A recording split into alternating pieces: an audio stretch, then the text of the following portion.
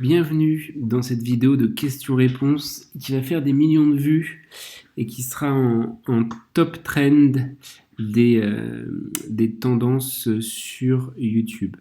Alors, je réponds à vos questions. Voilà ce que j'ai sous la main. J'ai le diaporama avec les différentes graphiques que je pourrais peut-être utiliser si les questions correspondent. Et puis, ça va me servir aussi à situer la question dans le déroulé du cours si besoin. Alors, on y va. J'ai ici la ribambelle de questions que vous m'avez posées. On commence par Honorine. Alors, dans l'explication de la politique monétaire et des achats d'actifs, il est dit que la Banque centrale peut acheter des titres sur les marchés financiers, notamment des titres de dette, ou les acheter directement à l'État. Et je ne comprends pas vraiment en quoi consistent ces titres et quel est l'intérêt pour la BCE de les acheter. Ok. Euh, alors, il n'y a pas d'intérêt pour la Banque centrale européenne de les acheter. L'intérêt, il est plutôt pour les États. D'accord? Ça aide, ça soutient les États. D'accord? Donc ici, l'intérêt de la BCE, c'est d'aider les États en difficulté. Pourquoi? Parce que les États, ils émettent des titres de dette. Alors un titre de dette, c'est quoi? C'est un bout de papier sur lequel il est écrit que la France a emprunté, par exemple, 50 millions d'euros tel jour, à tel taux d'intérêt, pour telle durée, et qu'elle va devoir les rembourser à tel créancier. D'accord? Et ici, bon, ce qu'on va schématiser, vous pouvez soit emprunter, donc émettre des titres de dette, sur un marché financier de la dette, où il y a des fonds de pension, des banques privées, des banques européennes, des banques françaises, des banques internationales, des banques centrales mais étrangères, russes, chinoises, qui vont acheter votre dette, etc. Bon. Ici, ce qu'il faut comprendre, c'est qu'il y a un rapport de force et que les gens qui vous prêtent de l'argent, qui prêtent de l'argent à la France par exemple, à l'État français, donc qui achètent votre titre de dette, eh bien, ils sont relativement en position de fixer un taux d'intérêt. De dire, voilà, le risque que la France me rembourse pas, me rembourse mal, voilà, l'intérêt que j'ai à lui prêter par rapport au fait d'aller placer mon argent ailleurs, et ben du coup, je vais fixer un taux d'intérêt.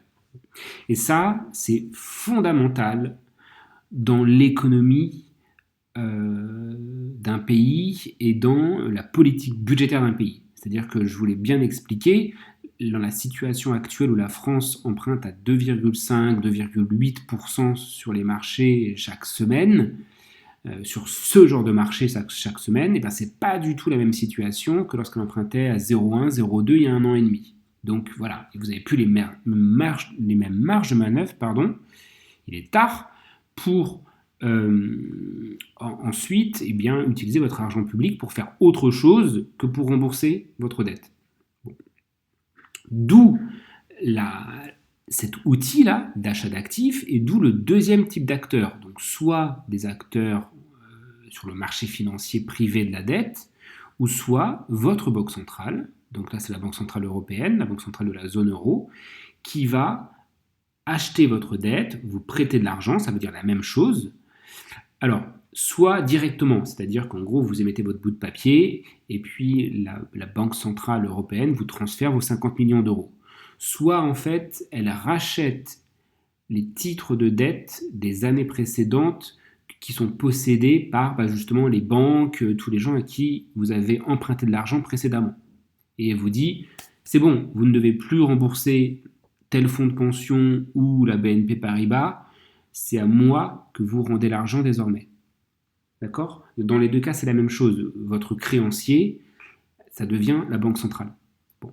Quel est l'intérêt que ce soit la banque centrale qui agisse et qui vous achète des titres de dette?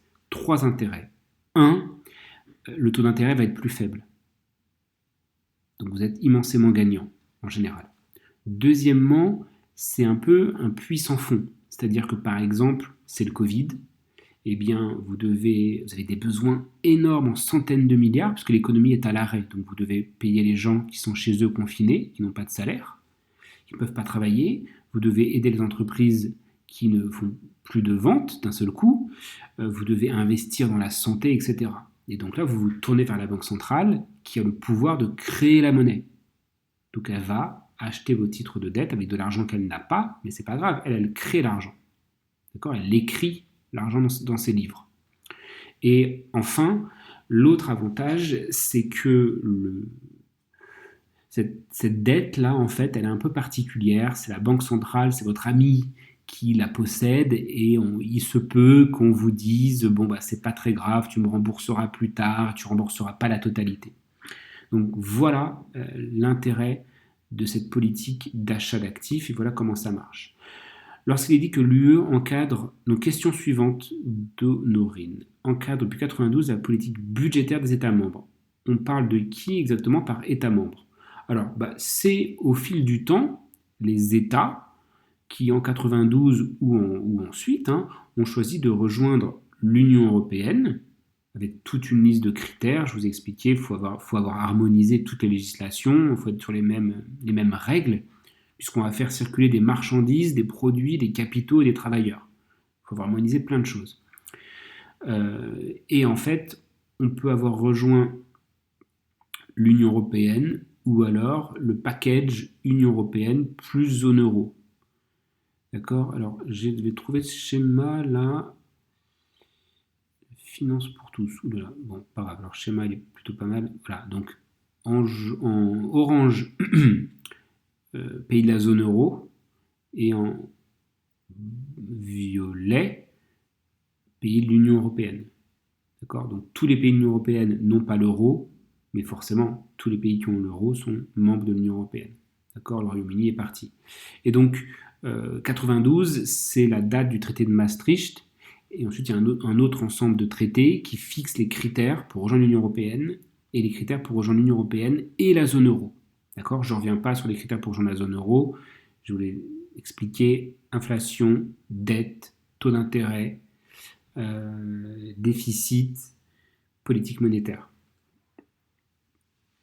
Voilà. Et par exemple, certains États, comme la Slovaquie, ont fait les deux assez rapidement. Ils ont rejoint l'Union européenne en 2008, je crois, et puis la zone euro 2-3 ans plus tard. D'accord? D'autres ont rejoint l'Union européenne très très tôt, mais toujours pas la zone euro, par exemple, comme la Suède. Ensuite, quelle est la différence entre le déficit d'un État et la dette publique? Alors, la dette publique, c'est la somme de tout ce que vous devez, tout ce que vous avez emprunté par le passé et que vous êtes toujours en train de rembourser. Le déficit, c'est ce que vous devez emprunter sur un an. C'est la différence entre vos rentrées fiscales ou vos rentrées financières globales sur un an et vos dépenses. Donc forcément, si vous avez dépensé plus que vous devez emprunter. Donc le déficit, c'est le verre d'eau que vous versez dans le seau de la dette publique année après année qui se remplit. Anaïs, que désignez-vous par les politiques fiscales dans les moyens abordés par les États de la zone euro pour répondre aux crises économiques? Alors, c'est un outil, un instrument de la politique budgétaire. D'accord? Il y a des crises économiques, c'est-à-dire qu'il y a des acteurs, certaines entreprises, les entreprises en général, certains ménages, les ménages en général, qui vont être plus exposés à une crise que d'autres. Exemple, actuellement, la crise de l'énergie. L'explosion des factures d'électricité, par exemple, on le sait, elle touche plus les entreprises qui vont avoir des machines qui consomment beaucoup d'électricité. Sidérurgie, l'industrie du verre, par exemple, on en a beaucoup parlé récemment. La politique fiscale, c'est quoi? C'est les impôts. On va faire un package. Impôts, taxes, cotisations sociales, etc. Vous pouvez dire à certains acteurs, je sais que vous êtes dans la mouise, je baisse vos impôts, l'année prochaine et l'année d'après, vous n'allez pas me payer d'impôts. Voilà. On a fait pour le Covid, on le refait actuellement. Ou alors, vous pouvez aussi utiliser la politique fiscale pour récupérer de l'argent dont vous avez crucialement besoin en ce moment. par exemple en taxant les super profits pour le réinjecter ailleurs. Voilà, alors ça c'est le mécanisme assez simple. La chose qu'il faut comprendre à ce sujet, c'est que dans la zone euro, eh bien, il y a des niveaux de prélèvements fiscaux qui sont très différents. D'accord ? Et ça, c'est problématique. Être dans une même zone monétaire et avoir d'un État à l'autre des entreprises, notamment des entreprises qui ne payent pas du tout leurs salariés de la même façon, qui n'ont pas les mêmes coûts du travail, qui n'ont pas les mêmes impôts sur leurs bénéfices ou leurs marges ou leur chiffre d'affaires, c'est des divergences de structure économique, c'est tout le grand 2, et c'est assez problématique. Bon, j'approfondis pas ici, c'est pas l'action d'Anaïs, mais ça, c'est important de le mettre en relation avec la question. Ambre, quelles ont été les politiques budgétaires et monétaires restrictives employées par les États européens entre 1992 et 2002 ? 5 projets Eldorado. Oui, d'accord. D'accord. Alors, 92, traité de Maastricht, un des principaux traités qui trace la route vers la zone euro. Union européenne et la zone euro. Bon. Et sans aller sur le fond du problème, en fait, je vous dis simplement que on met en place des critères de convergence. C'est-à-dire qu'on dit si on veut la même monnaie, il va falloir que dans les années qui viennent, on n'ait pas des valeurs monétaires qui varient. Donc un franc vaut 10 Deutschmark le lundi et puis ça passe à 5 le mois suivant. Donc on va essayer de faire converger, d'harmoniser un certain nombre de choses. D'accord ? Et donc pour cela, donc notamment la valeur de la monnaie, le taux de change, on va essayer de faire converger l'inflation entre les différents pays qui vont rejoindre en 2002 la zone euro, de faire converger le déficit, etc. Et donc pour cela, on va mettre en place des politiques budgétaires et monétaires qu'on va dire restrictives. Ça veut dire un déficit assez limité. Donc il y a certains États qui auraient aimé, qui auraient voulu plus dépenser d'argent public dans cette période clé-là, et même ensuite, et qui n'ont pas pu parce qu'il y avait des critères européens qui obligeait à une politique budgétaire restrictive, c'est-à-dire pas trop de déficit. Bon. Ça a plus ou moins explosé par la suite, mais pendant cette période, ça a été relativement respecté. Et des politiques monétaires restrictives, ici, principalement par le fait que les banques centrales nationales, avant qu'elles disparaissent, au moins dans certaines fonctions, voilà, eh bien, elles ont tenu des taux d'intérêt assez élevés.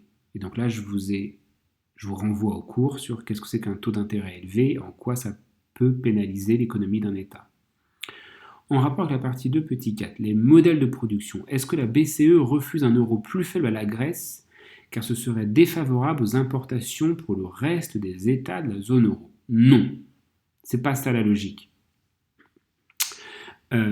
La BCE, notamment dans cette période-là, 92-2002 et surtout 2002 et puis jusqu'à 2009, où tout a changé à cause de la crise des subprimes, 2008-2009, la BCE, si vous voulez, elle s'est dit, très simplement, elle s'est dit, il y a une nouvelle monnaie, il faut que cette monnaie, elle garde une certaine valeur par rapport aux autres monnaies internationales, la monnaie japonaise, la monnaie chinoise et le dollar.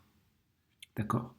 Et donc, pour qu'elle ait une certaine valeur, on a fixé une sorte de cible qui était autour de 1 euro, 1,15 $, 1 euro égale 1,15 $. Bon. Et donc, on a mis en place des outils, encore une fois, même outil, le taux d'intérêt de la Banque Centrale Européenne. Et donc, on a fixé un euro assez fort, avec un taux d'intérêt, du coup, pour y parvenir, assez élevé. Et c'est ce mécanisme-là dont on s'est rendu compte, on aurait pu le deviner, qu'il pénalisait la France, la Grèce, l'Italie. D'accord ? Pourquoi ça pénalisait la France, la Grèce, l'Italie ? Parce que les produits qui vont sortir de chez vous, ils sont exprimés en euros. D'accord? Et si cet euro il a beaucoup de valeur, il arrive en Chine, en Russie, en Arabie Saoudite, en Turquie, eh bien, les gens sur place, ils vont acheter votre produit qui va être converti dans leur monnaie locale. D'accord?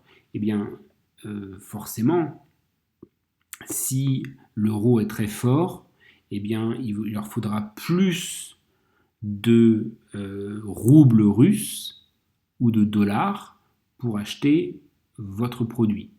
D'accord?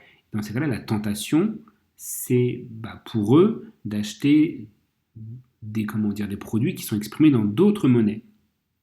D'accord? Quand ils vont être convertis en roubles ou en dollars, vont leur coûter moins cher. Ok?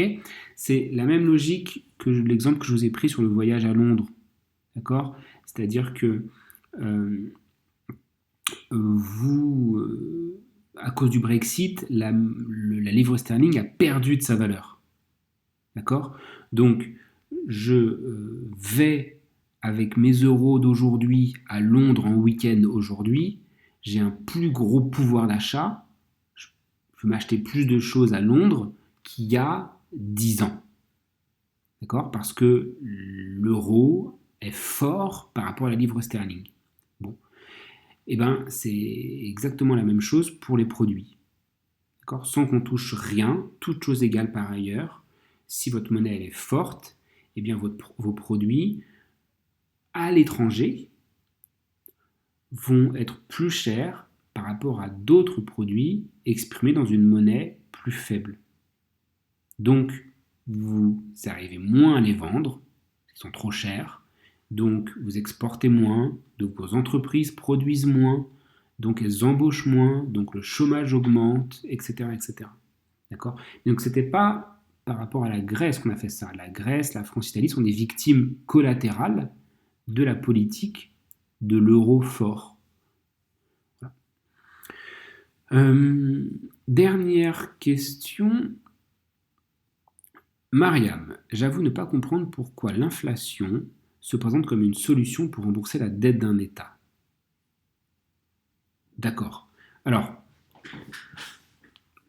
simplement, on va prendre la comparaison aussi avec un ménage, parce qu'en fait, avec le ménage, vous comprenez mieux, et puis en fait, après, il faut transposer à la logique étatique. Mais là, il y a pas mal de points communs. J'achète un appartement ou une voiture. Bon. Je signe un emprunt bancaire. Et l'emprunt bancaire, souvent, et c'est souvent le cas aussi pour les États, il est fixe. D'accord? On vous dit, vous empruntez tant d'argent et vous allez me rendre pendant 20 ans 500 euros par mois. Ensuite, il se trouve que, par exemple, je ne change pas de poste.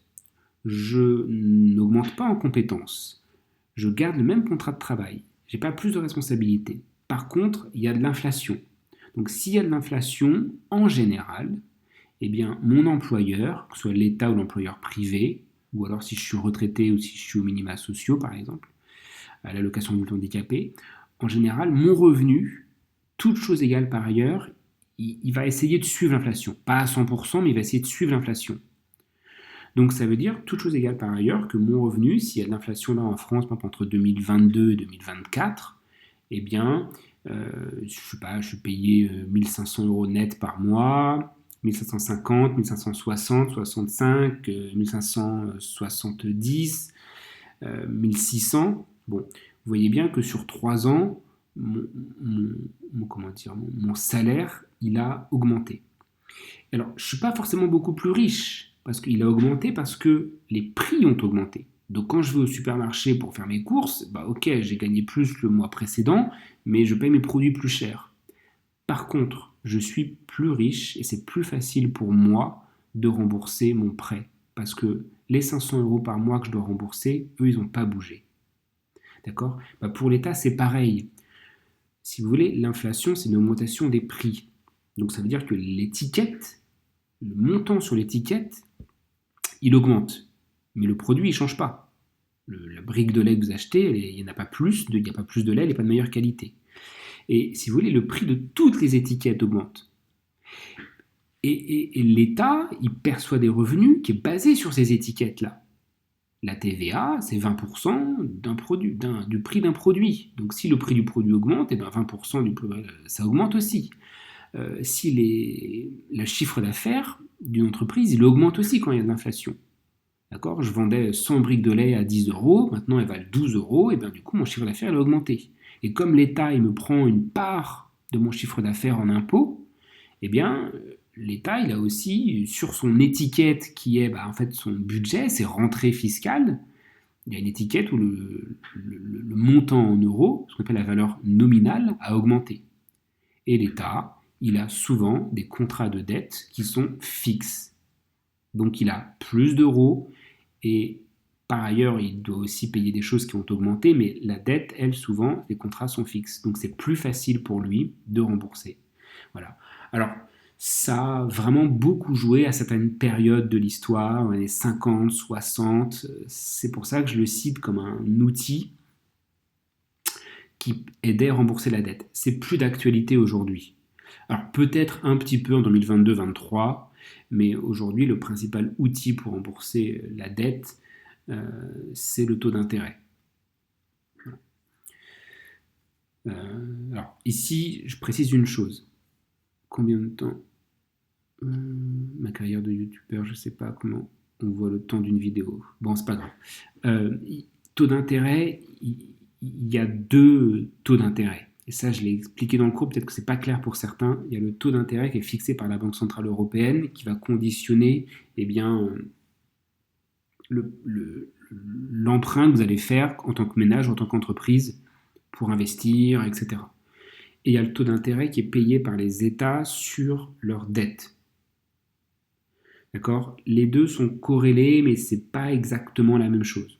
D'accord? Donc en général, quand le taux d'intérêt taux d'intérêt directeur de la Banque Centrale Européenne augmente, le taux d'intérêt que payent les États pour emprunter de la dette augmente aussi. D'accord? Mais il y a un décalage, c'est pas exactement le même mécanisme. Bon, normalement c'est bien expliqué dans le cours, mais je tenais juste à faire ce petit rappel-là. C'est corrélé, mais c'est pas exactement le même taux d'intérêt. On peut avoir des cas où, par exemple, la Banque centrale va avoir un taux d'intérêt assez faible, mais plus personne ne veut prêter à la Grèce. Donc elle va, elle, emprunter de la dette à un taux d'intérêt assez élevé. Donc ça, c'est fait. Ensuite, je voudrais revenir sur la conclusion sur l'endettement. En effet, on évoque le fait que depuis 1992, les États se sont dépossédés de leurs moyens de rembourser leurs dettes. Alors, oui, ils ont perdu certains outils. Pourquoi 92? Traité de Maastricht. D'accord? 92, c'est vraiment le lancement de la course à l'euro et à l'intégration européenne. D'accord? Qui existe déjà, bien sûr, mais on approfondit les traités et notamment on vise avec d'autres traités la création de l'euro en 2002. Les États n'ont plus les moyens de rembourser leurs dettes parce que dans la zone euro, le BCE fixe un taux d'intérêt unique et ne sera pas accommodant en baissant ce taux. C'est en fait le fait d'être entré dans la zone européenne qui les dessert. Alors, c'est pas la zone européenne en tant que telle. Parce qu'actuellement, et depuis 2014, ça les a beaucoup aidés. C'est le fait d'entrer dans une zone qui fixe des critères assez durs. Encore une fois, politique budgétaire, monétaire restrictive, c'est la question d'Ambre précédemment. Donc le fait d'entrer dans cette zone où on vous dit, vous voulez la même monnaie? Va falloir avoir des politiques monétaires et budgétaires restrictives. Donc forcément, ça augmente le chômage pendant cette période-là, ça pénalise les États. Et ensuite, cette zone, ce qu'elle a fait de ces outils, et de 2002 à 2014-13, eh bien, par exemple, l'outil euro, c'était un euro assez fort, avec un taux d'intérêt plutôt élevé, en tout cas trop élevé pour certains États. Je vais revenir en conclusion de ma vidéo.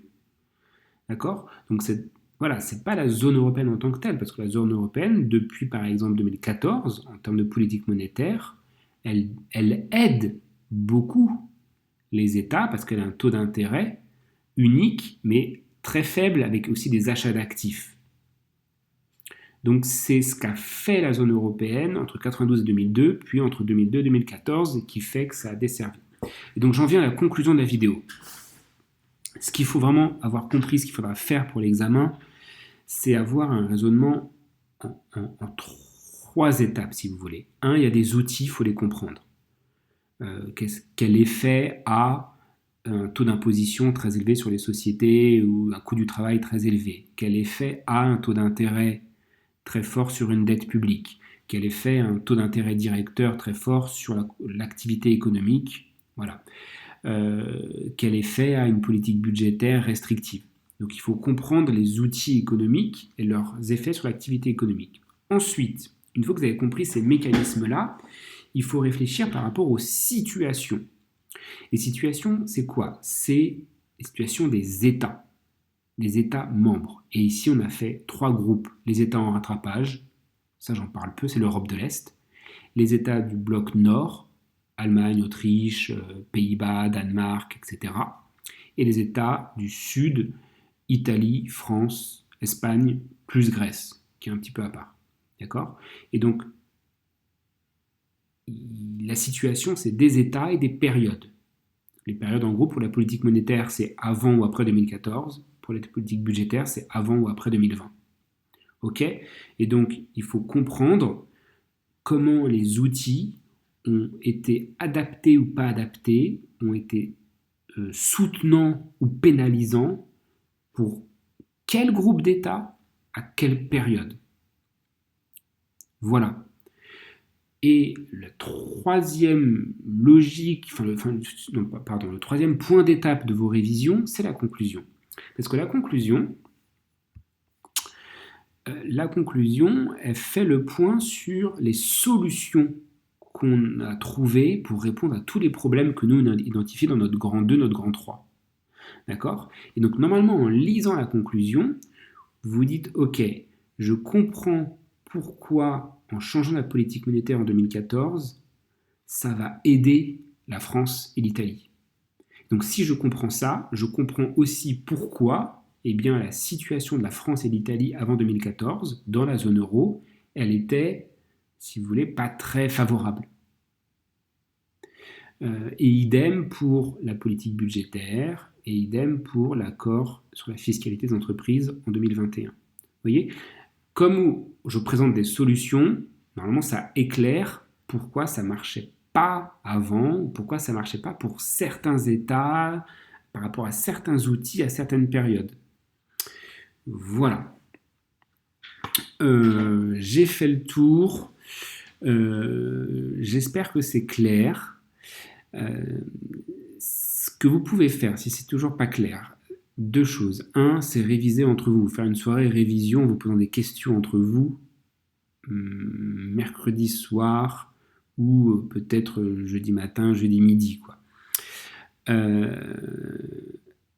Ensuite, vous pouvez aussi regarder les vidéos de Salomé Saké, la journaliste économique du média. Vous essayez, si vous regardez 15 minutes et que ça vous embrouille encore plus, vous abandonnez. Mais normalement, c'est une autre façon de vérifier que vous avez compris à la fois les mécanismes, parce qu'elle aborde les deux sujets aussi, les mécanismes en eux-mêmes et pourquoi certains États sont mis en difficulté par ces mécanismes à certaines périodes de l'histoire de la zone euro, qui va de 92 à 2022. D'accord? Dans l'examen, il n'y aura pas ces points-là. Là. Donc si vous avez compris, c'est très bien, mais en gros, il n'y aura pas tous les nouveaux dilemmes qui existent en gros depuis janvier, depuis 8-9 mois, qui est lié à une autre forme de crise, qui est la crise de l'inflation. D'accord? Mais en fait, en lisant ça, là encore, vous vous dites, j'ai compris les mécanismes. Voilà. Bien, bon courage. Je vous transmets ça dès que je peux. Alors le problème, c'est que j'ai beau être un youtubeur star, je ne sais pas combien de temps ça va mettre pour la télécharger sur ma chaîne YouTube. Je vais faire ce que je peux. D'autant plus que je fais comme Margot, c'est que je prends sur la box internet de mes voisins, qui est en l'occurrence ma voisine, qui est en l'occurrence ma petite sœur. Et si pendant ce temps-là, elle est en train de regarder une vidéo Netflix, eh bien, ça vous pénalise. Et si j'envoie un message pour lui dire arrête ton film, elle va me répondre par un texto d'insulte. Bon, bref, je fais ce que je peux. À bientôt.